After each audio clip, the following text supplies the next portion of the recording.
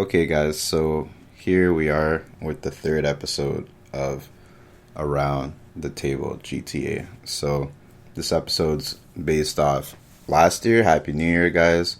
Hopefully, last year wasn't too rough for you. A lot of craziness happened, but this is the 2020 recap episode. So, that's what I'm going to be talking about for today. Yeah, everyone's kind of tired of hearing about the coronavirus, but it's something that's still going on and it's affecting our lives to this day. 2020 brought a lot of lessons, so I'm going to be doing top five kind of lessons, things that I learned throughout last year. Just going to save that for a little bit later, but I remember originally being online and seeing stuff about it maybe mid-January, but a lot of people kind of forgot that at the start of January of last year, there was the whole thing with the missile, and apparently there was going to be like a war, and everyone thought World War III was going to happen, and Australia was burning, and all of this crazy stuff was happening like week after week in January, and then more news of the coronavirus started slipping out to the West. I remember originally seeing these Chinese shock videos, so everyone knows it kind of started in China, right? That's where people were seeing the videos, that's where people were reporting it, but people weren't allowed to talk about it, and the information eventually leaked. So I was online and I saw some people just dropping in the cities, and I was like, oh wow, this is kind of crazy, but I didn't think it'd reach on this side. So it was kind of wild. And the news didn't help. There's a lot of misinformation. Some people downplayed it, some people upplayed it, and eventually it spread over to this side of the world. And I knew it was crazy because where I work, there's certain supplies that we see, but when we only had one skid of Lysol wipes at the end of February, I knew that it was definitely going to get crazy. Overall, it was wild because, people are just listening to whatever the news says, and, it's okay to check out the news, but you still have to kind of use your head. But I know originally a lot of people were going to shop, and everything that they were buying was kind of useless. Like, people were buying just wipes and toilet paper, so there was no toilet paper, and people were just panicking on getting toilet paper as if that's something's essential. You could use water and wipe your bum, right? Like, it's that simple. There's a lot of places in the world that doesn't really use toilet paper, like they use a bidet. Like when I was in Japan, they had bidets there. There wasn't that much toilet paper, but it was an option. It was still kind of weird because we're not used to it, but it's something that's also apparently like environmentally friendly as well. So, just the concept of hoarding something like toilet paper blew my mind. But when people are panicking, when people aren't thinking clearly, stuff like this happens, right? So at the start it was really chaotic. It's still kind of chaotic now. Some places in the world are back to normal. Other places in the world are still dealing with lockdowns, like where we live. We're still doing lockdowns. Seems like a rotating lockdown, to be honest, but I think it's what our government's doing, and we can't really argue too much about that. But overall, basically, it's how you want to deal with the situation. I think my favorite part of last year was just how people kind of got together. So initially there was a lot of the hoarding, people trying to make money. I remember seeing this video and just articles about this dude who bought $50,000 worth of Lysol wipes, and it was upselling them, and all the different sites that were making like $5 wipes into like $60, and people were panicking so much that they were actually buying it because they thought it might be the end of the world. It kind of felt like Y2K, so if anyone's here who's old enough to remember Y2K, where we thought that all the electricity was going to go off because of the numbers of the computers and this and this and that, and people were hoarding water. All wild. It felt similar to that, so I kind of think that helped me be more mentally prepared. But just like a month in, people were volunteering. A lot of people lost their jobs, so they were just trying to do what they could with their free time. People who had more money were donating stuff. I donated a lot as well. I gave a lot that year as well because I was working the whole time, essential work. A little bit jealous of people who had time off. I understand, making money is your livelihood, but having that free time is a blessing, and I don't know how many people actually use their time wisely. But because I worked so much last year, I basically only maybe had 12 days off. That's including certain days like sick days as well. So maybe between like 12 and 20 days off out of the whole year, which is kind of nuts, but it's the most I've worked. It's the most money I made in a year. Luckily, I only got sick once. I was sick prior to the pandemic, and it's just been an overall good year for me, unlike a lot of people, which is kind of wild. But at the same time, every year is different for different people, right? Not last year, sorry, we're 2021 now, but 2019 was probably one of the worst years of my life. I would rather live 2020 on repeat for 3 years than go back to 2019. So it's always about perspective when you are dealing with things, right? But yeah, locally, things were getting better. Violence was at like a high at a point. I didn't understand. Like, people were supposed to stay at home, and there was all these shootings and like gang stuff. Just stay inside. If you stayed inside. But anyways, that's a that's a rant for another day. So we're gonna get to the top 5. So my number one lesson for 2020 was no matter the situation, people who you care about will take the time for you, or at least consider it. So last year was wild for a lot of people because so many people lost their jobs, and some people thought that the world was going to end. I think that focus and that type of fear help people realize what's important to them or what they really want to do. And I think despite 2020 being a horrible year for a majority of people, realistically, it helped people figure out what they really care about and what they want to do with their lives. And that's something that I think we should try to appreciate, because sometimes when you're comfortable, you kind of forget where you want to go or where you're going, or you just get in a rut, and it's not really good for you, for your progress, because sometimes when you're in a rut, you don't realize how much time goes by, and then everything changes suddenly. Suddenly you're old, or suddenly you're sick, or suddenly you can't do this anymore. So that's something that was really awesome. Even though there was a pandemic, I saw a lot of people last year. Clearly, that's kind of bad. I'm surprised they didn't get Rona, but at the same time, those people had consent. The cases were low at that time. It was summer, and because so many people had more time off, or they were like dealing with just mental health, which I think is good. People had the time to deal with problems that they wouldn't be dealing with because they've had work. It was nice. I got to visit a lot of people, certain people who I haven't seen in years, certain people that I could only see once a year because we might all end up at one event. And just talking with people and seeing if they're okay was nice, because like with me, I'm the type of person where I have minimal regrets. So if I feel like I'm missing someone, I'll go visit them, because that's just how I am. I feel like it's like my sixth sense to go visit someone. So that's what I do.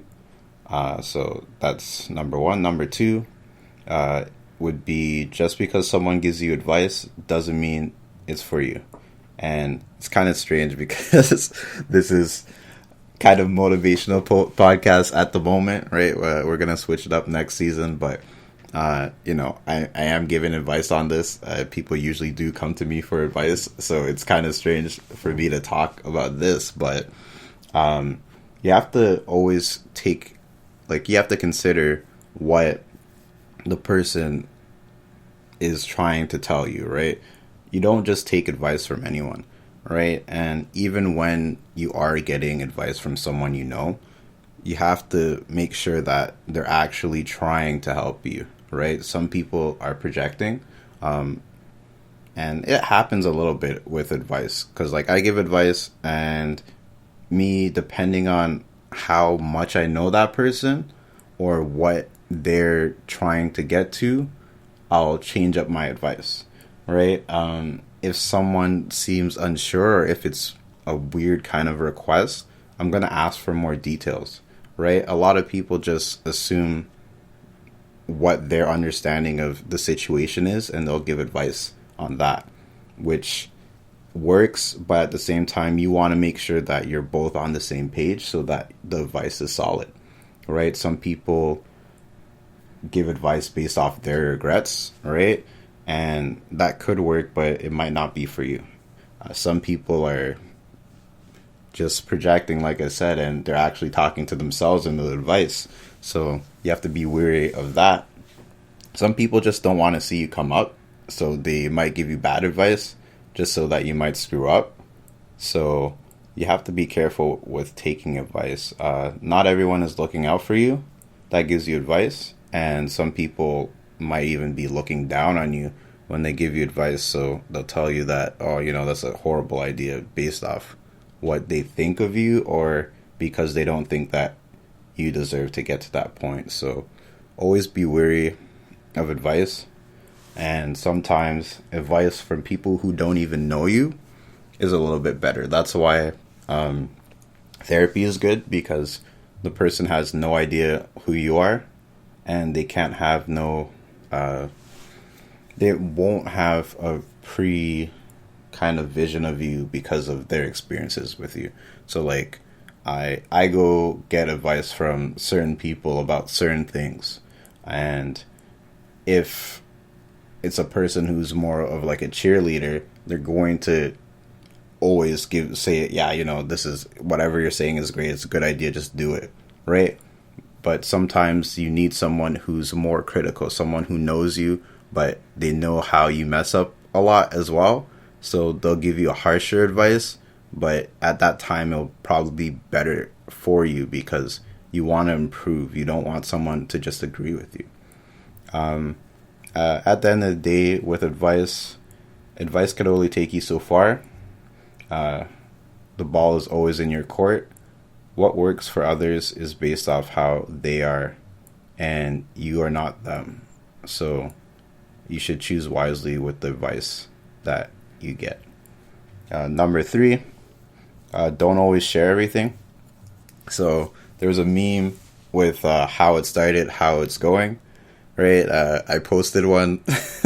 I posted one earlier just a couple months ago, actually, and it was just the hush emoji because a lot of people post things all the time. The social networks, whether you're on Instagram, Twitter, Facebook, whatever you're on, people are just telling their business, and some people are just in the comment section eating popcorn, or it's just like, oh, she's posting again, he's posting again, same shit, different day.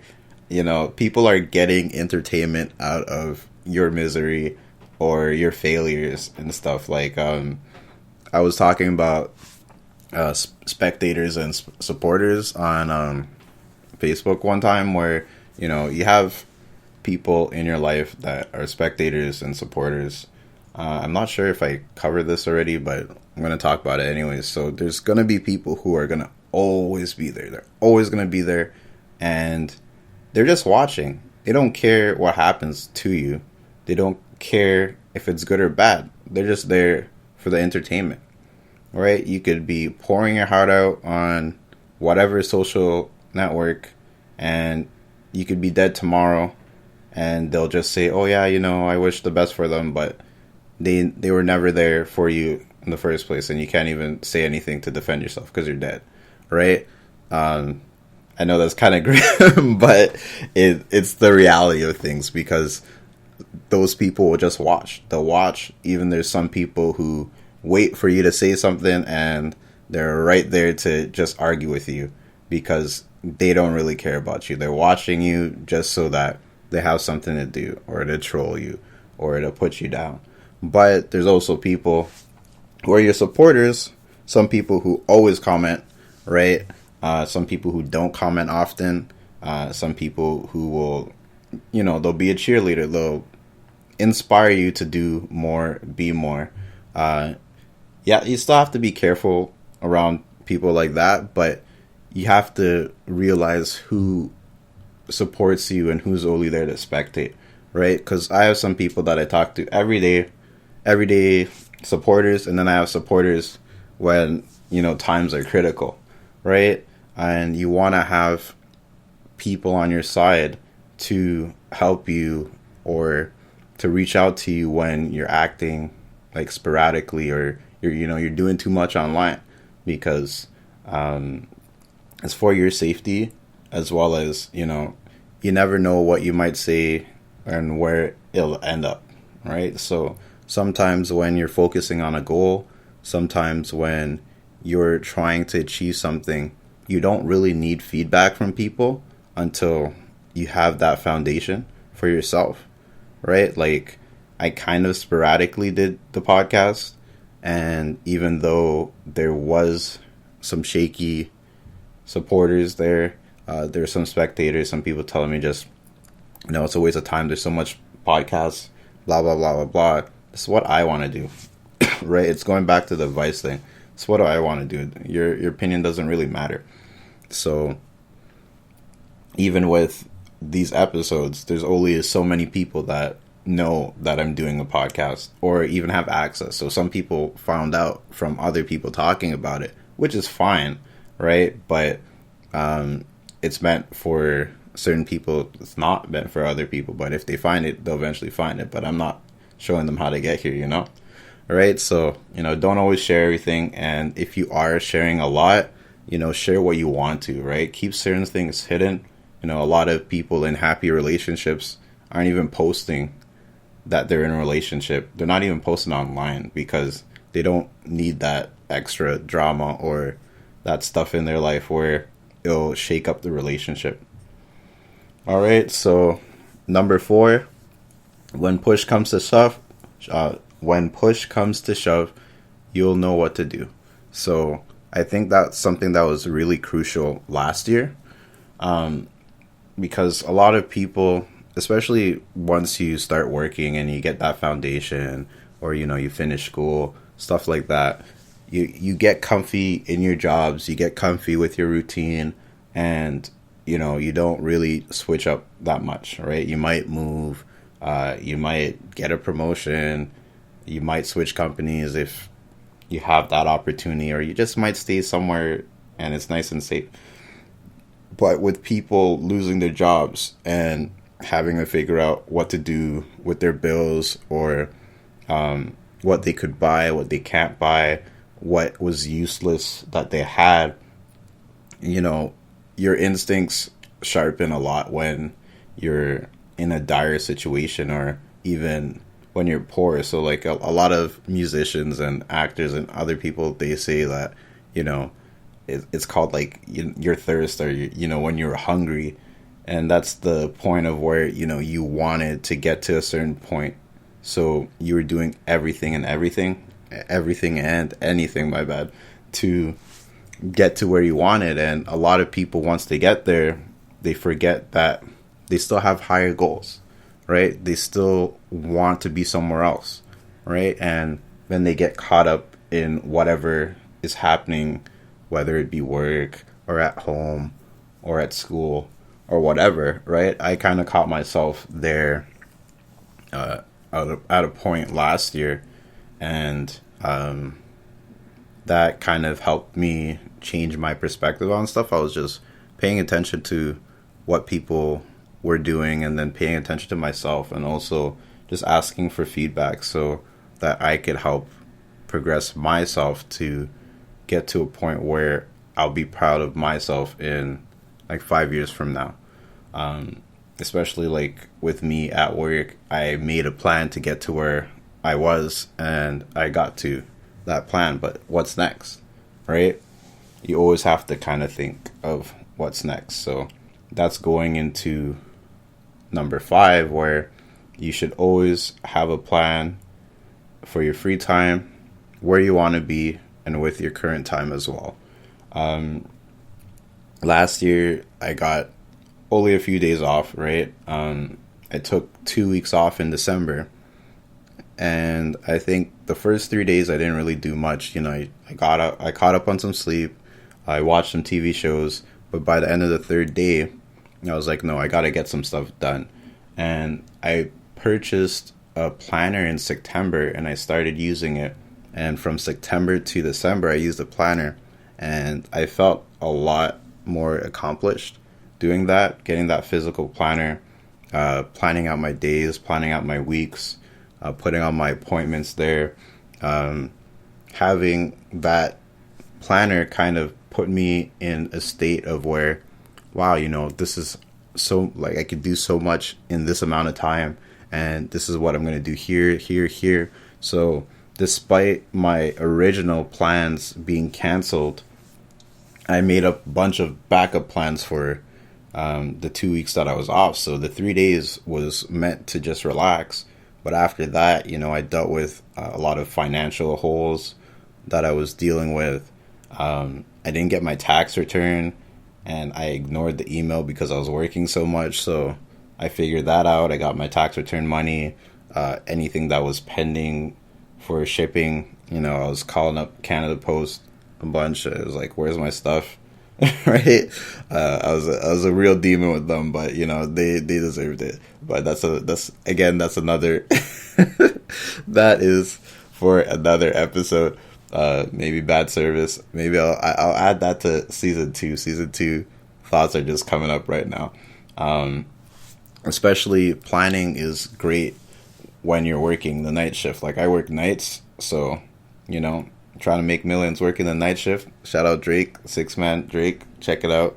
2015 song, right? And I was on nights then too, right? So there's a different grind when you're on nights, different mindset where you're on nights, and nights forces you to eat properly and sleep properly, because if you don't, you cannot function at all. Even today, just trying to get this podcast out, it was a little bit rough because my sleep pattern is so bad that like within an hour I'm just deathly tired. So I definitely have to get back onto that routine and sleep a little bit better. Right, so those are my top 5s from 2020. 2020 was a pretty good year for me, unlike most people. I think it helped me become a little bit more grounded, and it shook me up in a way where I figured that, you know what, you gotta focus a little bit more. You've wasted some time dealing with certain things that you don't need to deal with. This is where you want to be in a year. This is where you want to be in 3 years. This is where you want to be in 5 years. You have to make sure that it's going to happen, right? And for you to make that happen, you have to get a little bit more serious with certain things. So, 2020, take it how you want to take it. But overall, some years will be good, some years will be bad, and we have to just get through it. So start planning. If you have any New Year's resolutions, you should start doing it now. It's never too late. Just try to get it done. Try to get it started sooner. You'll love it. Every start is really hard. You have to remember that. So just start, get to it, stay focused, make 2021 a better year than last year. And check out the podcast in the next 2 weeks. You'll see what we're going to be talking about then. Thanks. Have a great night, day, afternoon, wherever you are. Thanks for listening again, and catch you later.